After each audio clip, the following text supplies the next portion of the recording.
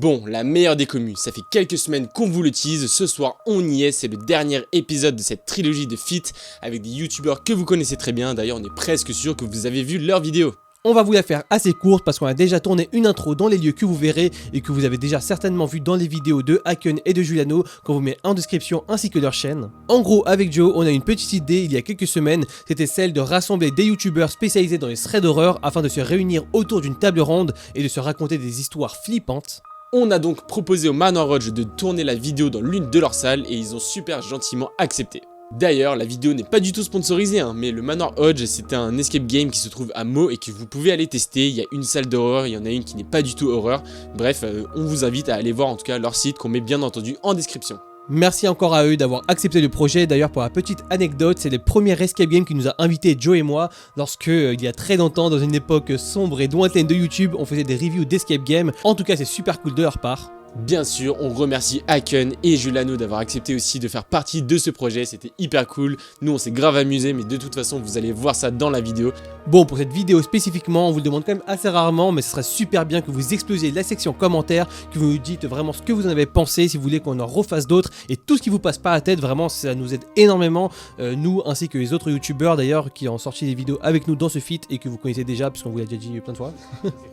Mais bon, on va pas laisser ce suspense durer plus longtemps que ça, on compte sur vous pour les commentaires. Maintenant, éteignez les lumières, mettez-vous bien dans l'ambiance et on se retrouve pour ces 4 histoires flippantes.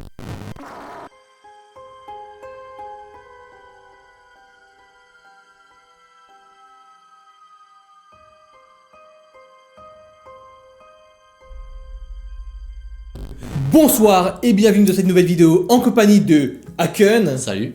Juliano, Ciao. et de Joe. Toujours là. Bon bah du coup ce soir, comme vous l'avez vu, il y a pas mal de monde avec nous, c'est une vidéo un petit peu spéciale, mais ne vous inquiétez pas, vous n'allez pas être dépaysés, on va quand même raconter des histoires. Bon, en tout cas, merci beaucoup à vous d'avoir accepté l'invitation. On espère que ce concept va vous plaire également à vous qui regardez depuis votre chambre et que ça va vous faire un petit peu dépayser par rapport à nos vidéos habituelles.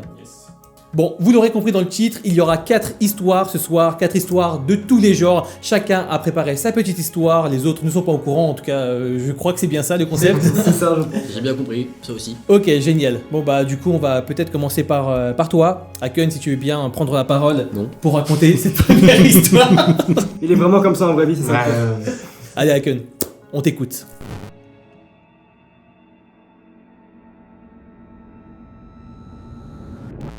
Les amis, je vais vous raconter une histoire qui s'appelle... Je ne vous le dirai pas le titre. Sinon ça spoil. Ok. Cette histoire sera l'histoire de William. William était tout petit quand cette histoire lui est arrivée. On est en 2007. Il avait 9 ans et il était sorti avec son frère de 14 ans pour aller au cinéma. Sa mère avait prévu le coup, un peu d'argent pour aller voir le film et également un peu d'argent pour se faire une petite dégustation, prendre des friandises, un McDo, on s'en fout, manger en tout cas derrière. Sauf que le frère, lui, a faim avant d'aller voir le film. Donc William et son frère décident d'aller au McDo pour manger et avoir le ventre bien rempli avant d'aller voir leur film.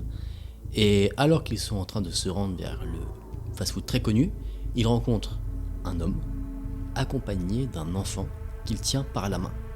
Comme tout le monde, on voit ce genre de situation, on pense qu'on a affaire à un père et son fils. L'homme adresse la parole à William et à son frère. Il leur demande, gentiment, avec un sourire très amical, s'ils peuvent, les aider à déplacer un matelas et le mettre dans leur véhicule qui se trouve un peu plus loin sur la route. Les deux frères hésitent. Ils se disent pourquoi pas aider un homme qui demande un service si gentiment. Et William, lui, est assez petit donc il ne prend pas de décision. Son frère, lui, pose ses yeux sur le petit garçon et ce petit garçon a un physique assez atypique. Il est pâle, très fin, il a les joues très creusées, et il porte des vêtements qui semblent vraiment trop grands pour lui. Et là,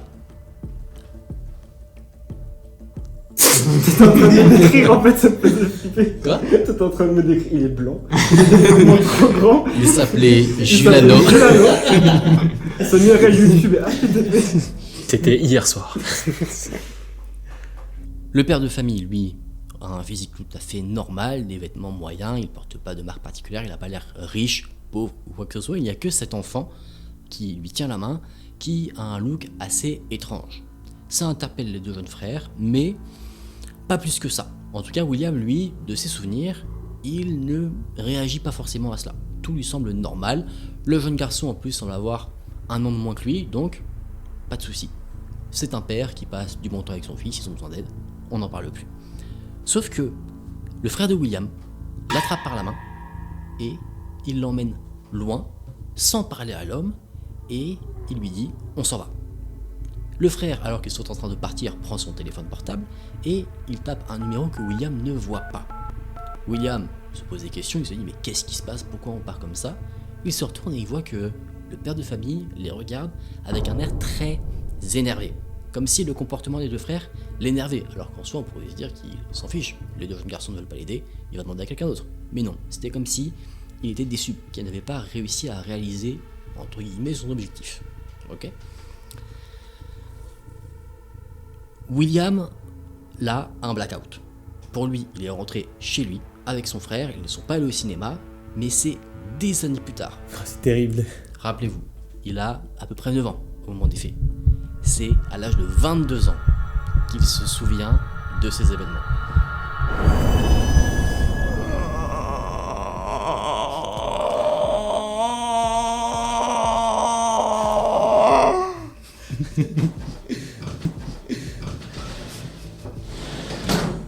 Il y a une certaine ambiance qui vient de s'imposer. Tu peux continuer. Ok. Les amis, ma meuf. Premier reveal en vidéo. Voilà. Alors absolument rien n'est scripté dans cette vidéo, évidemment. pas du tout. Eh ben non, j'avais Pas rien du du tout. tout. Pas Là du c'était tout. un hasard de ouf, mec. C'était- Moi, c'était pas un happening. Non, non. Attends. D'ailleurs, qui c'est? Bah, je sais pas. Il Qu'est-ce y qu'elle fait elle a avait tout à l'heure vraiment quelqu'un qui a été caché depuis autant de temps dans ce placard. Il était en train de suffoquer. Hein. On va fermer là. Bon. Désolé chérie. Où en étais-je? Oui, le timelapse. On avance dans le temps. William a 22 ans, il se rappelle de tous ces événements et il se dit tiens, c'est bizarre. Mon frère ne m'a jamais dit ce qui s'était passé, donc peut-être que lui s'en souvient. Je l'appelle. Il appelle son frère se souvient très bien de ce qui s'est passé. Vous allez comprendre pourquoi. Ça reste dans la mémoire quand tu lis ce genre de choses. Le frère accepte de révéler maintenant que William est grand, quand même, il ne va pas garder le secret pendant l'éternité. Et il dit donc que, alors que William, lui, était un peu dans les vapes, le frère observait le jeune garçon, et le jeune garçon a dit au frère « Je ne suis pas son fils, aidez-moi ». C'est chaud. Badant quoi. C'est là que le frère a pris le bras de William et l'a emmené très loin. Le numéro de téléphone qu'il a appelé, c'est le numéro de téléphone de la mère, qui elle a appelé la police. Sauf que au moment où la police est arrivée sur place, l'homme et le jeune garçon étaient partis. Mais c'est pas tout. Le petit garçon était recherché depuis 1 mois par ses parents. En plus, William et son frère n'ont pas réagi parce que quand on est petit, on ne fait pas forcément attention aux alertes enlèvement ou à ce qui peut se passer dans l'actualité. Et le jeune garçon a finalement été retrouvé, mais pas en vie. Il a été retrouvé quelques mois plus tard après les événements qu'a raconté William, enterré vraiment sans précaution, à peine caché dans une forêt, avec des blessures sur le corps et des traces d'abus. Très Du coup, c'est le mec qui était le faux père et qui a demandé de l'aide avec le matelas. Le faux père était un prédateur d'enfants qui se servait en fait du petit garçon retrouvé décédé pour appâter d'autres enfants, les mettre en confiance, les enlever et leur faire plusieurs sévices. Le mec a été retrouvé? Non. Oh putain. très triste histoire du coup. C'est une histoire vraie du coup ça? Histoire vraie, évidemment à prendre avec des pincettes parce que c'est sur Reddit.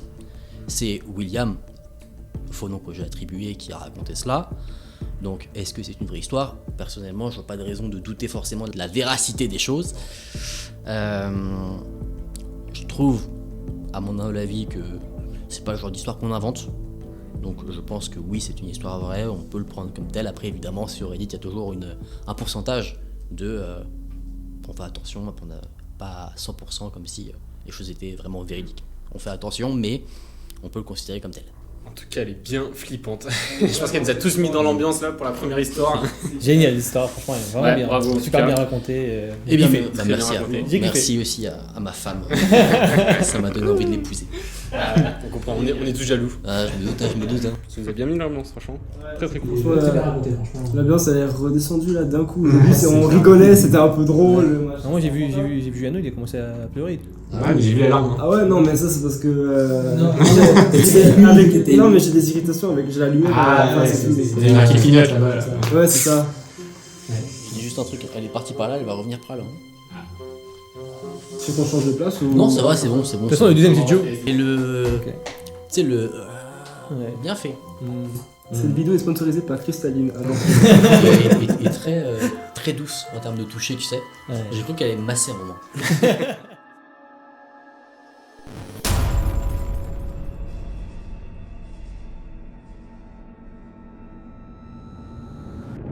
Les amis, j'espère que vous avez apprécié. Maintenant, c'est Joe qui va vous partager son histoire. Merci Haken pour cette première histoire qui était déjà très perturbante. Mais je vous préviens, ce que je vais vous raconter maintenant, elle n'est pas rassurante non plus. Et c'est une histoire qui a été médiatisée. Mais elle se passe quand même il y a longtemps parce qu'elle s'est passée en 1922. Et pour ça, on va aller en Allemagne, à 70 km de Munich, dans une petite ferme, dans un endroit bien paumé, bien flippant. Il y a juste une grande ferme avec de la forêt autour. Il y a quand même une petite ville et il n'y a vraiment pas beaucoup de monde. Et donc cette histoire, elle parle de la famille Gruber. Et il faut savoir que dans la famille Gruber, il y a quand même pas mal de monde qui habite dans cette ferme. Il y a les deux grands-parents, qui s'appellent Andreas, qui a 63 ans, et Casilia, qui a 62 ans. Dans cette ferme, il y a aussi leur fille, qui s'appelle Victoria et qui a 35 ans. Et il y a également les enfants de Victoria, qui sont Casilia également, qui a 7 ans, et Joseph, qui en a 2. Et il faut savoir quelque chose avec cette famille, c'est qu'elle est assez connue dans la ville. Ils sont connus, peut-être pas pour les bonnes raisons. Il faut savoir qu'ils sont très riches, ils ont beaucoup d'argent. Et malheureusement, ils ont une réputation assez mauvaise. Ils ont la réputation d'être avares, que apparemment Andreas, donc le grand-père de la famille, serait assez violent avec sa femme. Il serait aussi assez violent avec sa fille. Et vous allez voir que ça va devenir encore plus glauque quand je vais vous raconter des petits détails sur cette famille.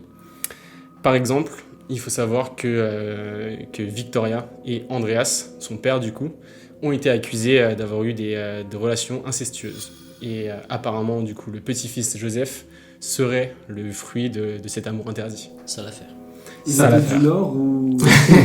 Du nord de l'Allemagne, peut-être. Ouais, c'est ça. L'Allemagne du possible. Nord. Et cette affaire, elle a été assez loin parce que Victoria, à la base, elle avait un mari, du coup, qui était censé être le père. Et quand lui a appris ça, il a porté plainte contre Andreas. Bref, l'affaire a été en justice, ça a été un sacré bordel, mais finalement, ils s'en sont sortis. Tout ça, c'est pour vous poser un petit peu le contexte de la famille. Est-ce que tu sais, du coup, la justice, elle a dit quoi par rapport à ça? Au final, il a réussi à s'acquitter parce qu'il n'y avait pas de preuves. À cette époque-là, ils n'ont pas fait de test ADN ni rien, donc il n'y a rien qui prouve que Joseph est vraiment le fils de ce Ok, donc c'est deux-là. ouais, ok, donc C'est des pour le hypothèses, moment, mais on voilà. considère qu'il n'y a pas de relation père-fille, quoi. Pour l'instant, on n'en sait rien, mais c'est une grosse réputation qu'ils ont, Ouais, en tout cas, ok. dans la ville. Est-ce que physiquement ils se ressemblaient ou. Bah après, C'est une question conne, mais c'est C'est le vrai premier que truc à chercher avant la c'est deuxième. une non bonne question. Après, le truc, c'est que... Il pourrait ressembler juste à la mère, Voilà, et dire que exactement. ouais, voilà, il Ouais, a- après, si c'est le grand-père. Parce que c'est il censé peut y être le avoir petit-fils, des- donc bon, s'il ressemblait, c'était pas non plus forcément un gros indice. Car Bref, en tout c'est cas, on n'en très sait rien, chelou. mais ça vous pose les bases. Et le pire dans tout ça, c'est qu'il n'y a pas que ça qui est bizarre. Par exemple, un jour d'automne en 1922, ils ont engagé une femme de chambre, et cette femme de chambre, elle est restée une semaine, et après elle a décidé de partir du jour au lendemain parce qu'elle pensait que la maison était hantée. Ah. Elle disait en fait à tout le monde dans la ville qu'elle entendait des bruits de pas partout. Apparemment, elle entendait des bruits de pas dans la grange, elle entendait comme s'il y avait quelqu'un constamment avec elle, et donc elle a décidé de rompre son contrat tout de suite et de dire qu'elle partait. Ah, du coup, c'est la femme de ménage qui entendait des. Voilà, des- c'est des elle qui bruits. entendait des bruits dans la maison. Dans la grange. J'ai flippé premier degré. Moi aussi, au début. C'est juste la femme de ménage qui entendait ce genre de bruit, par exemple. Ah, ok. Mais le truc, c'est que elle entend des bruits, mais là, il n'y a pas de mort en soi. Dans Non, pour l'instant, Donc, tout est bien. D'un point de vue très réaliste, Pragmatique. ouais, voilà, il aurait pu avoir vraiment quelqu'un avec Effectivement, et ça, on n'en sait rien pour l'instant. Ok. Pour l'instant, c'est juste le témoignage qu'elle a donné plus tard, c'est qu'effectivement, elle a entendu des bruits bizarres dans cette maison. Et arrive ensuite, du coup, on est en avril 1922, quand il y a une nouvelle femme de chambre qui est engagée. Et malheureusement, elle va passer une nuit là-bas. Ça va être sa seule journée de travail. Ça va même être sa dernière nuit. Parce que après ça, on ne sait pas pourquoi, mais la petite fille de la maison ne va plus en cours. On ne la voit plus en classe. Et les voisins commencent à remarquer que les journaux s'entassent devant la ferme.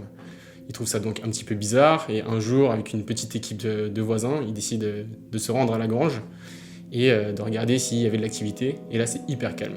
Il n'y a aucun bruit. Il y a vraiment l'air d'y avoir personne dans la maison. Mais ce qui est quand même étrange, c'est que les animaux qui sont autour de la ferme sont toujours là. Ils ont été apparemment nourris, et donc ils ne comprennent pas trop ce qui se passe. Et au bout d'un moment, ils décident de forcer la porte et de rentrer. Et c'est là que malheureusement, ils vont retrouver le corps de toute la famille entassé et complètement mort. Et du coup, s'ils sont morts, on comprend pourquoi il n'y a plus de signe de vie dans la C'est maison. qu'ils sont plus vivants. Exactement, c'est qu'il n'y a plus personne. S'ils sont morts. Qui a nourri les animaux? Ouais, c'est ça. Exactement, il y Qui a donc abandonne plusieurs les choses animaux déjà qui commencent à être un peu bizarres. Ensuite, donc, cette affaire va faire un bruit énorme, une enquête va vraiment être ouverte. Et en fait, c'est une histoire vraie, c'est ça? C'est une histoire vraie, c'est un vraiment vrai passé, fait divers qui Je la s'est connaissais vraiment pas du passé tout. en Je Allemagne. ne suis pas. Chose j'en avais entendu parler, mais il y a longtemps à la télé. Ouais. Tu peux finir? Et donc, quand les autopsies vont être réalisées sur les corps, ils vont se rendre compte qu'en fait, la famille, ils sont tous morts le même soir, et c'était le 31 mars. Et donc, si vous vous rappelez... C'est dans pas très longtemps, ça. Non c'est vrai. Fin de la semaine. Et quand ils ont découvert le corps, c'était à peu près en avril. Donc, il y a quand même un petit laps de temps qui s'est passé.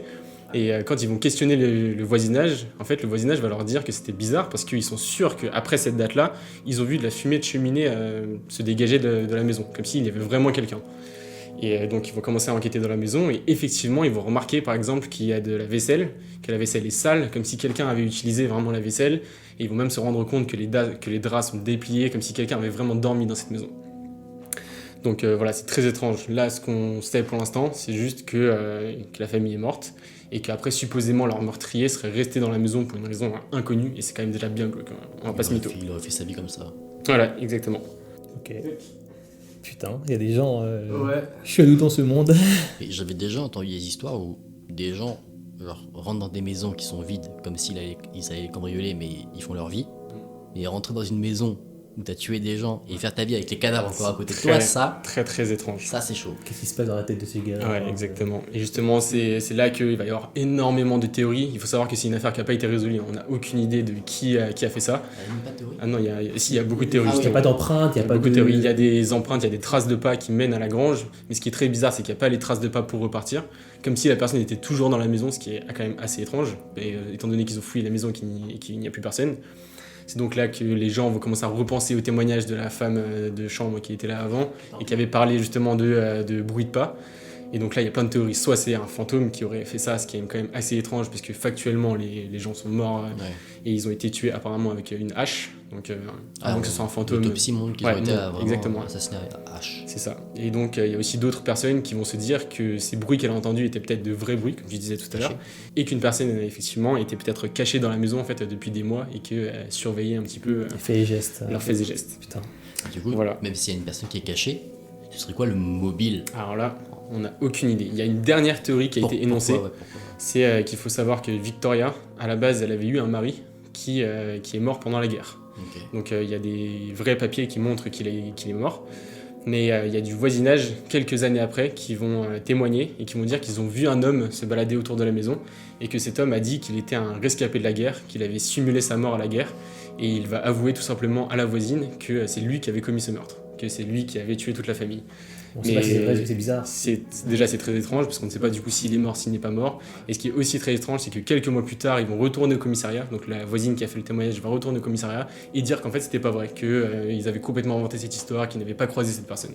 Parce que chaud, c'est que pourquoi inventer de base Exactement. un faux témoignage? C'est très Et étrange. même pour le mari qui revient de la guerre, pourquoi venir et tuer tout le monde? Exactement, on ne sait pas. Peut-être Mais Tu as que. peut-être, des violences que tu as quand c'est tu ça. reviens, quand tu es Ouais, choqué, traumatisme des de guerre. violences paramilitaires, Voilà, etc. c'est ça. que tu as vécu. Il y en a qui disent que câblent peut-être les- qu'il se serait rendu compte de la relation incestueuse qu'elle a eue avec son père, que du coup il aurait pété un câble, quelque chose du genre. En tout cas, jusqu'à aujourd'hui, on n'a pas de réponse à cette histoire. Donc si vous avez des théories, n'hésitez pas. Moi j'en ai une. Allez, vas-y, on t'écoute. Qui a pensé au cochon? Ah ouais, je Potentiellement un cochon peut manger un humain. Et il n'y a aucun reste. et il n'y a aucun reste. Mais par contre, là, il y avait des restes et ils sont morts avec une hache. Mais il a pas tout mangé parce qu'il était nourri en même temps. Tu vois beaucoup trop loin. Oh, mais ta théorie, elle vous montrait quoi? Bah, c'est que le cochon a été possédé. C'est le cochon. Le fantôme du cochon. Ah, ok. C'est vrai qu'on n'a pas assez exploré de théories comme quoi les cochons pouvaient être possédés. Moi, je pense que ça se tient. De toute façon, étant donné qu'on n'a pas de réponse, ta théorie se tient autant que les autres en soi. Donc, Bon, bien badant cette histoire. Incroyable. Vraiment badante. Je la connaissais pas du tout pour le coup. Ce qui est assez ouf, c'est qu'il y a des trucs qui se passent genre autour de chez toi, ça se trouve. Ça se trouve que là, on est tous tranquilles chez nous. Dans la maison d'à côté, il se passe peut-être des dingueries sans qu'on sache rien du tout. Vous savez quoi? La grand-mère de ma belle-mère a été tuée par un tueur en série. non. Si. Oh la vache. Je l'ai appris il y a pas longtemps quand j'étais en vacances. Et en fait, c'est un mec qui avait un mode opératoire assez spécial. Et en fait, ils ont retrouvé la grand-mère de ma belle-mère, du coup, dans son lit, genre complètement habillée. Le lit était fait sur elle, mais elle était morte. Et en fait, ils ont trouvé des traces de la porte qui était ouverte et des trucs qui étaient vraiment pas normaux, tu vois, des trucs qu'elle n'aurait jamais laissé ouverts. Et en fait, c'est un tueur en série qui avait sévi en France dans les années 70-80. Je te rappelle du nom. Sacrée histoire. Je me souviens plus du nom, mais c'est un mec assez connu parce qu'il a une fiche Wikipédia, donc Ah ouais. il est assez connu. Et C'est un mec qui suivait toujours les mêmes modes opératoires et Ouais, c'est ça. il faisait Il a la même vraiment chose avec fait une victime. Il a agi dans quel coin? Bah là où moi c'était en Alsace, Ouais. mais je sais pas s'il est allé autre part, mais je sais que vraiment c'était un mec, genre, Du il a coup, tu fait l'as- plus d'une dizaine de victimes, c'est sûr. Ah ouais. Du coup, tu l'as appris récemment parce que tes parents voulaient pas te le dire ou... Non, juste parce que j'ai posé la question. Ah ouais. D'accord. Comme quoi, des fois, ça suffit. Moi j'ai un truc un peu pareil, donc c'est pas un truc qui m'est arrivé, mais là où je vis actuellement, tu vois, j'ai mon appartement et c'est vraiment la porte de palier, c'est là qu'il y a eu le premier meurtre d'un grand tueur en série français.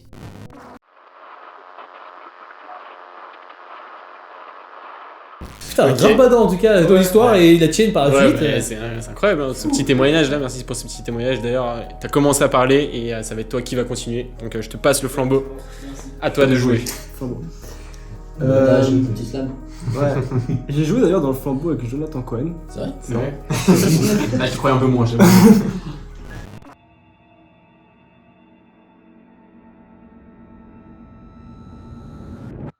C'est donc à moi de vous raconter la prochaine histoire. Et c'est une histoire qui s'est passée au Japon avec une jeune fille qui s'appelait Junko Furuta. C'est une jeune fille qui vivait dans un quartier assez compliqué. C'est un quartier où il y avait énormément de gangs, de drogue. C'est pas facile pour elle de vivre, en plus elle était très jeune. Mais par contre, elle s'en sortait hyper bien par rapport aux autres. C'est-à-dire que c'est une fille qui était déjà très jolie, très enviée, et aussi elle était très forte à l'école. Et elle touchait pas tout ce qui est drogue, alcool, fumette, c'était mort pour elle. Comme dirait quelqu'un de très connu, c'est ciao. Il fallait que je le place. Et du coup, forcément, son école était dans ce quartier très craignos, et dans cette école, il y avait un homme qui s'appelait Hiroshi. Ce mec, il était dans un gang que vous connaissez sûrement tous, qui s'appelle le gang des Yakuza. C'est un gang japonais très dangereux. Et un jour, il décide d'aller aborder cette jeune femme qui est Junko, et il va lui poser une question qui est « Est-ce que tu veux sortir avec moi ?» Je s'en mêle là. Ne le fais pas. Sauf que cette jeune fille, comme je vous l'ai dit, c'est quelqu'un de très sage, et du coup, elle va refuser. Sauf que Hiroshi, c'est quelqu'un qui déteste quand on lui refuse quelque chose. Et il a un très très fort caractère, et pour lui, s'il veut quelque chose, il va l'avoir. Et vous allez voir que ça va entraîner une histoire horrible, qui est celle dont je vais vous parler.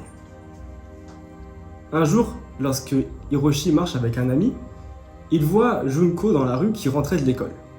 À ce moment-là, il y a un plan qui passe dans sa tête, on ne sait pas pourquoi, mais il se dit, tu sais quoi, fais-la tomber. Son ami s'exécute directement et va faire tomber Junko, qui était du coup sur son vélo. Et là, Hiroshi, tel un héros, il va la voir et il lui dit « Oh, est-ce que ça va?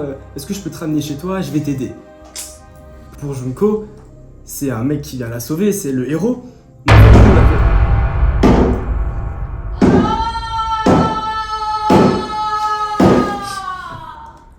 Je vais pas finir la vidéo. Tu peux continuer.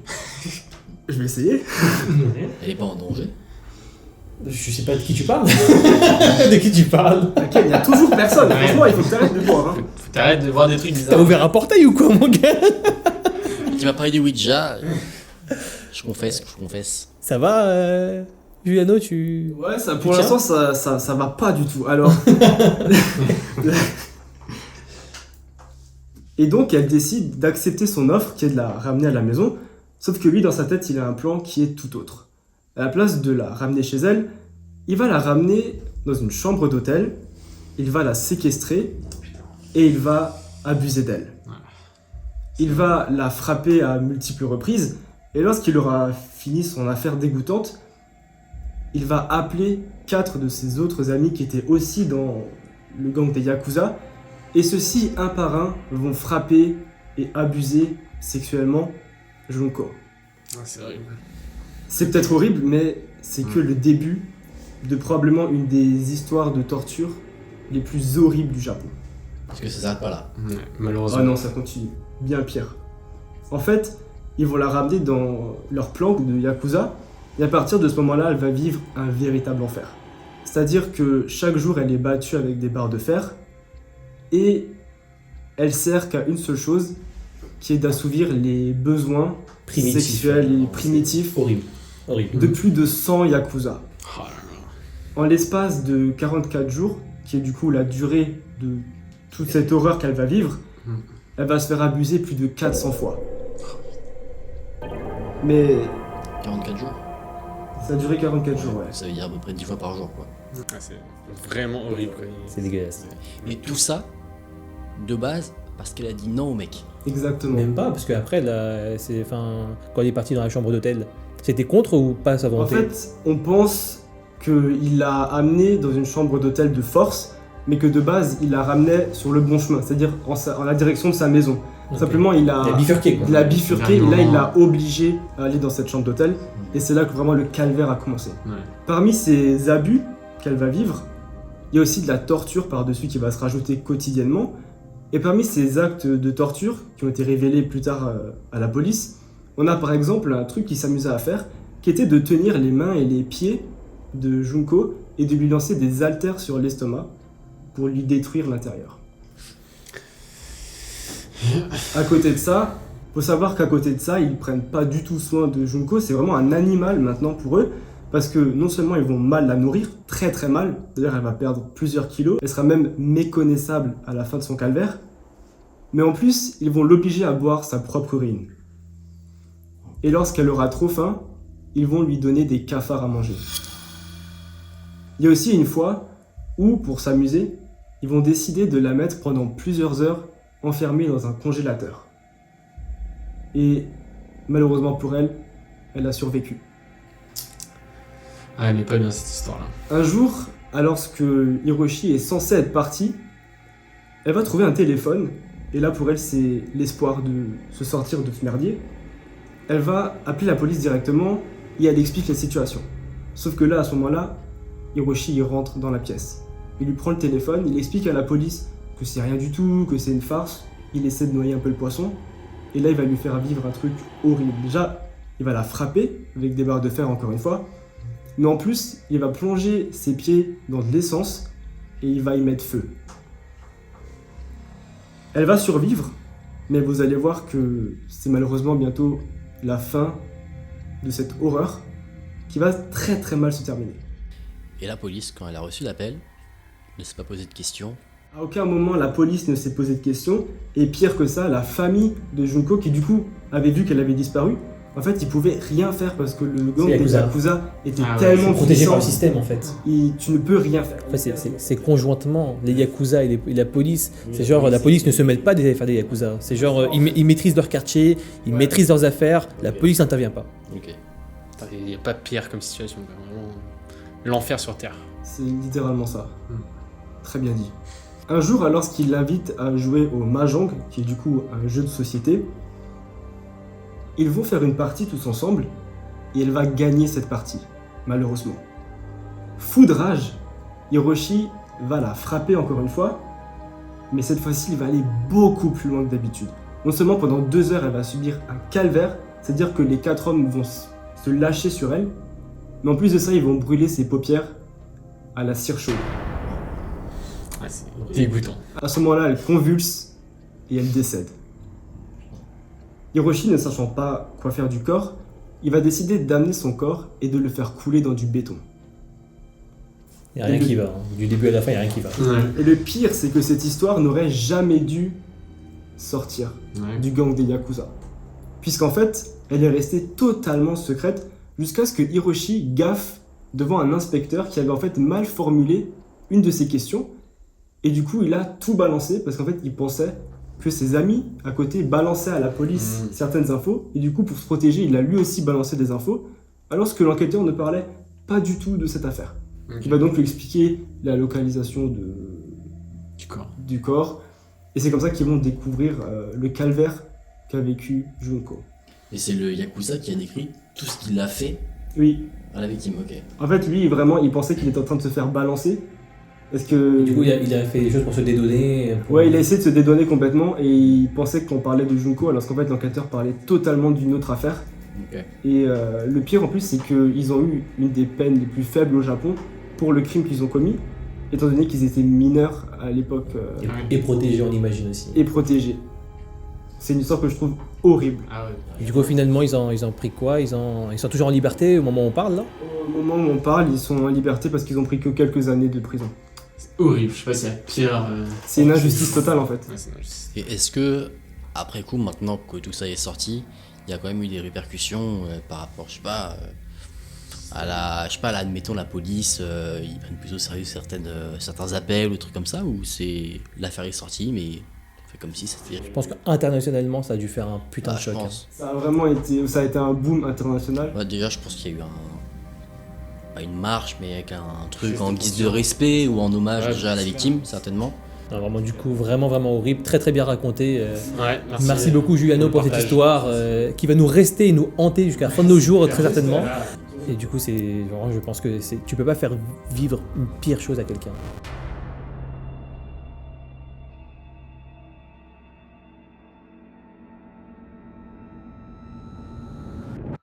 Et je laisse à présent la parole pour la dernière histoire à Kratos. Bon les gars, après ces 3 histoires assez longues et assez badantes que vous nous avez fait vivre, et j'espère que vous de votre côté vous avez bien badé avec nous, hein. En tout cas c'était le cas présent sur le tournage, je vais vous raconter une histoire beaucoup plus courte. C'est celle de Raymond Robinson, qui est né en 1910 à Beaver Falls, en Pennsylvanie, du coup aux États-Unis. C'était le 4e enfant d'une famille de 8 enfants. Et donc tout se passait super bien, c'était une famille un peu plus rurale, tu vois, ils vivaient un peu dans la campagne, bref, c'était une famille comme les autres. Mais en 1919, du coup, lorsque Raymond a 9 ans, il va se passer un événement dans sa vie qui va tout changer, mais vraiment tout changer dans sa vie. En fait, il va avoir un accident électrique, il va se prendre une décharge électrique, alors je sais pas exactement d'où c'est venu, mais qui va complètement le défigurer. En fait, la décharge, elle va être tellement puissante que son nez va être brûlé, que ses lèvres vont être brûlées et même ses dents vont être cramées, en fait. Et les médecins, ils vont essayer tant bien que mal de lui greffer une nouvelle prothèse, en fait, pour le visage. Mais ça va être un échec complet parce que forcément, on est en 1919, ils n'ont pas les mêmes moyens en termes de médecine que nous. Et du coup, le jeune Raymond est condamné à être défiguré à vie. Ils veulent lui greffer un nouveau visage avec de la vraie peau ou une sorte de masque ou quelque chose. Ah non, comme ça. c'était vraiment c'était de la peau en fait. Tu peux faire une greffe sur le visage avec, j'imagine, d'autres parties du corps, tu vois. Ouais. Je sais pas trop, en tout cas, ça a complètement foiré. Ok. Et du coup, en raison de sa défiguration, Raymond, il va devenir ultra introverti. Forcément, c'est un enfant, il y a d'autres enfants, ils vont commencer à se moquer de lui, ils vont commencer à un petit peu le charrier. Bref, il va être complètement reclus, complètement marginalisé par les autres. Et c'est un enfant qui ne comprend pas, lui, pour le coup, pourquoi on lui fait ça. Et du coup, tous les habitants de Beaver Falls, ils vont même commencer à devenir un peu violents envers lui. Ça va devenir un peu la risée de tout le quartier, quoi, de tout le village. Et donc, Ray, complètement reclus sur lui-même, il va commencer à éviter toutes les personnes. Il va commencer à ne plus vouloir sortir. Et du coup, pendant toutes les journées, il va rester chez lui. Il va simplement commencer à sortir la nuit, en fait, pour prendre l'air. Pour être tranquille, il va sortir en pleine nuit. Et du coup, bien des années plus tard, pendant les années 1930 à 1940, les témoignages ils vont commencer à affluer et à se multiplier, comme quoi il y aurait dans la nuit un homme sans visage qui commencerait à se promener dans les rues, qui ferait peur aux gens en fait, et notamment on va dire que c'est les fantômes du Greenman Tunnel, du coup c'est un tunnel dans cette ville-là, et tout le monde va commencer à parler un peu de cette rumeur-là. Et du coup, les témoins ils vont commencer à déclarer que l'homme il était grand, mince, qu'il portait un chapeau, et certains même vont commencer à dire qu'ils ont été attaqués par cet homme qui n'avait pas de visage. Comme quoi ils auraient vraiment essayé de les agresser, voire même plus. Ok. Et du coup, au fil des années, cette légende du fantôme du Greenman Tunnel va commencer à devenir de plus en plus important, et ça va devenir même une partie intégrante de la culture locale de Beaver Falls. Et certains ils vont même chercher à prouver l'existence de ce fantôme parce qu'ils n'y croyaient pas trop. Ils vont commencer à sortir la nuit, à essayer de voir dans quel quartier ils pouvaient vivre. Ils vont même une fois tomber sur quelqu'un qui correspond parfaitement à la description, du coup quelqu'un qui semble pas avoir de visage avec un chapeau grand et mince. Ils vont chercher à l'attaquer, ils vont chercher à le suivre jusqu'à chez lui, à s'introduire et essayer pour certains de le tuer, mais ils ne vont pas réussir. Parce que à chaque fois, il va réussir à rentrer chez lui de manière complètement safe. Et du coup, forcément, comme ça s'est passé des années plus tard, du coup dans les années 1930 à 1940, toutes ces virées nocturnes, les gens avaient complètement oublié qu'il y avait l'histoire d'un petit garçon qui avait le visage complètement brûlé, déformé. Et là, d'un coup, ils vont commencer à faire le lien avec Ray Robinson. Et du coup, ils vont commencer à le traquer, à espionner sa maison et encore une fois à l'attaquer dedans. Et certaines personnes vont même essayer de rentrer chez lui la nuit. Ils vont également tenter de rentrer dans sa maison, de l'asperger d'essence et d'y mettre complètement feu. Bref, la violence complètement gratuite. Et Ray Robinson, encore une fois, il va réussir à s'en sortir. Et finalement, il va décéder. Mais il ne va pas décéder dans ces années-là, il va décéder bien plus tard, en 1985, à l'âge de 74 ans. Du coup, il a quand même une vie assez conséquente. Il n'était pas extrêmement vieux, mais il a bien vécu. Le truc, c'est que même après sa mort, il y a des histoires qui vont persister en fait. Il y a des gens qui disent que à côté du tunnel de Greenman, il y aurait une personne avec un chapeau qui serait grand et mince et sans visage qui continue à rôder par là. La seule personne dont on a eu cette description-là, c'était Ray Robinson. C'est des légendes urbaines. Alors au début, ça va être des témoignages un peu disparates. Il y a des personnes qui vont commencer à en parler, d'autres personnes qui vont confirmer, d'autres personnes qui vont dire que c'est des foutaises. Mais ça va peu à peu se transformer en légende urbaine. Et certaines personnes vont décider de prendre l'enquête en main, des enquêteurs en herbe qui vont essayer de mener leur propre enquête. Ils vont essayer d'aller vers la maison de Ray Robinson, là où il a vécu, et la zone autour du Greenman Tunnel pour mener leur enquête. Et ils vont voir des événements un peu chelous en fait, comme quoi il y aurait des ombres, comme quoi il y aurait des voix, comme quoi une personne serait toujours sur les lieux, en train d'hanter, et certains pensent même que cette présence-là chercherait à se venger de tous les supplices qu'on lui a fait vivre pendant son enfance et pendant sa vie. Et c'était l'histoire de Ray Robinson, et cette histoire en fait a continué à fasciner les habitants en Pennsylvanie pendant des décennies, et encore aujourd'hui, la zone où se sont passés ces événements est considérée comme une des zones les plus hantées, et où il ne faut pas trop traîner la nuit sous peine de croiser une présence qui pourrait nous attaquer en tout cas. Wow. Mais parce qu'on est d'accord que pendant la vie de Ray Robinson, il y a plein de gens qui ont dit que lui-même était sorti de son vivant et qu'il avait attaqué des gens, mais ça c'est des rumeurs. Ouais, en fait. après c'est peut-être des rumeurs, peut-être on ne sait pas exactement si ça s'est passé, on ne sait pas si c'est des personnes qui essaient de se dédouaner du fait qu'ils l'ont attaqué en premier, on ne sait pas, on sait juste que c'est quelqu'un qui était reclus sur lui-même, qui avait arrêté de parler aux gens de manière générale, et plusieurs rumeurs circulaient sur lui. Est-ce que c'est vrai, est-ce que c'est faux? On n'en saura jamais rien, mais en tout cas il y a eu énormément de témoignages de personnes qui déclarent l'avoir vu après sa mort officielle. Et du coup il n'y a pas si longtemps que ça, dans les années 85 quoi, 90. Ouais, c'est assez récent. Est-ce qu'il y a des images de lui sur internet? Alors est-ce qu'il y a des images de lui? Je ne sais pas. Est-ce qu'il a inspiré certaines légendes comme le Slenderman par exemple? Je ne sais pas, peut-être, je pense qu'il y a des inspirations. Parce que le Slenderman ça a été finalement inventé avec la série Marble Hornets. Et du coup ça parle d'un homme grand, mince, avec un chapeau et sans visage. Ouais, Donc c'est peut-être qu'il a inspiration. un peu aspiré ce folklore là quoi. Wow. Vraiment stylé. Bon. Sacrée histoire. Ouais. Merci pour cette histoire en tout cas. Là, je pense qu'avec les 4 histoires qu'on a racontées, on est bien, on est dans une bonne ambiance. Il n'y a pas d'autres happenings qui arrivent, c'est ça. Là, je pense qu'on est bon. Bon, j'espère que ça vous a plu, j'espère que ça vous a plu aussi. On espère que C'est agréable, ouais. l'ambiance Très, très était cool. En tout cas, c'était génial de vous recevoir. Bah, merci beaucoup merci pour de m'avoir l'invitation, invité. ça fait plaisir. Bah, merci à vous pour vos histoires. En Et tout cas, puis, nous, on a bien kiffé tourner cette vidéo, c'était très bien. Et d'ailleurs, il y a peut-être un deuxième épisode sur une autre chaîne, sur la chaîne de Joulano. Vous allez pouvoir voir du coup le deuxième épisode. on vous met le lien en description, en tout cas, également en commentaire épinglé si vous voulez voir ça. N'hésitez pas, c'est un grand ouf. Yes. C'est un zigoto. Un petit filou. En tout cas, n'hésitez pas à vous abonner à notre chaîne, n'hésitez pas à vous abonner à la chaîne de Haken et de Joulano, mais je suis sûr que vous les connaissez bien entendu. Nous, c'était un plaisir de faire cette vidéo et on se dit à la prochaine pour une nouvelle vidéo. Ciao. Ça s'accroche.